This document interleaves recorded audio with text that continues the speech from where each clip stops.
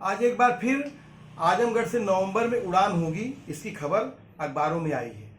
और कहा जा रहा है कि डीजीसीए ने इसकी अनुमति दे दी। सवाल इस बात का है कि सांसद दिनेश लाल यादव निरहुआ अभी पिछले दिनों कहे थे कि यहाँ का एयरपोर्ट बहुत छोटा है और यहाँ से उड़ान संभव नहीं है,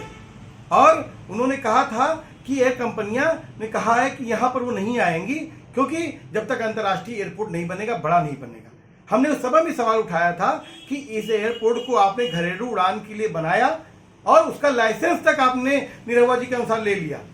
लेकिन आज आप कह रहे हैं कि उड़ान संभव नहीं है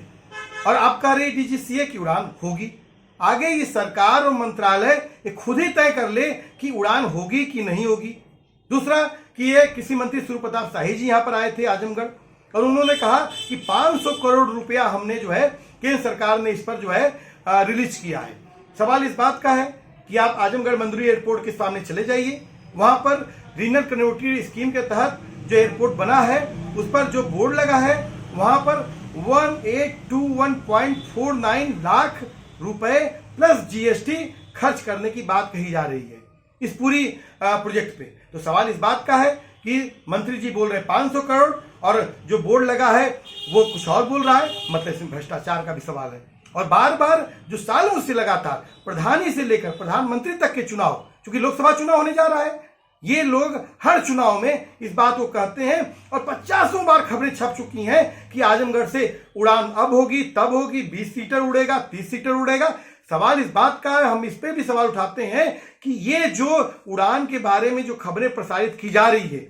ये दरअसल अफवाह है। इसके नाम पर चुनाव में बीजेपी लाभ लेना चाहती है। अगर नहीं तो ये बताए कि आखिर में निरहू जी जब कहे थे कि एयर कंपनियां योगी जी के कहने पे जो उनसे मुलाकात किया उन्होंने जब कहा कि हम नहीं आ सकते हैं और ये यहां से उड़ान संभव नहीं है, तो डीजीसीए ने कैसे इसको अनुमति दे दी। दूसरा, निरहू जी ने मार्च में कहा था कि इस जो यहां पर जो एयरपोर्ट है इसको जो है लाइसेंस मिल गया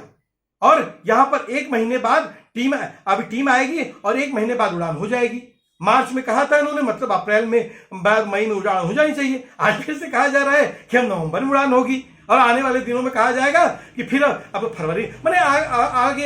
ये चुनाव जब तक नहीं होंगे तब तक ये एयरपोर्ट के नाम पर ये चुनाव लेने, वोट लेने का जो है ये पूरा इन लोगों का ये अफवाह तंत्र इसी तरह से काम कर रहा है। इसको आजमगढ़ के नागरिक, आजमगढ़ की जनता समझ रही है। हम आजमगढ़ की जनता जानते हैं कि जो दिनेश लाल यादव निरहुआ इस बात को बोलते हैं कि आजमगढ़ के लोग मनमड़ हैं, उनको ऊपर पहुंचा देंगे, घुटना तोड़ देंगे, जेल में डाल देंगे, वो निरहुआ आजमगढ़ के प्रति क्या धारणा रखते हैं, उनकी पार्टी क्या धारणा रखती है। वो आजमगढ़ को इनकी पार्टी ने बदनाम किया देश और दुनिया में, और ये लोग आजमगढ़ का विकास करेंगे। ये लोग आजमगढ़ के लोगों के भावनाओं के साथ इंटरनेशनल एयरपोर्ट के नाम पर ये लोग उनकी भावनाओं के साथ छल रहे हैं। दरअसल मेरा आरोप है कि जो सूर्य प्रताप शाही ने जो बयान दिया है कि 500 करोड़ रुपया हमने इस पे केंद्र सरकार ने रिलीज किया है और उनके बोर्ड पर लिखा है 1821.49 लाख प्लस जीएसटी, मतलब कि आखिर में जब इतना ही पैसा खर्च हुआ है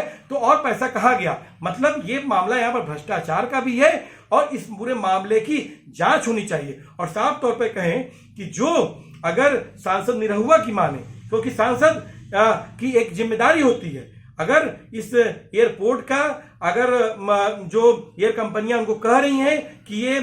यहाँ पर इतना उड़ान संभव नहीं है, छोटा है, तो अगर इसको लाइसेंस दिया जाता है या फिर इसको किसी भी मंत्रालय द्वारा अनुमति दी जाती है, मतलब नागरिकों की जीवन के साथ भी एक खेल हो रहा है। कल की डेट में इस जो मानक के अनुरूप जो हवाई अड्डा नहीं बना है उस पर आपने हवाई जहाज उड़ा दिया,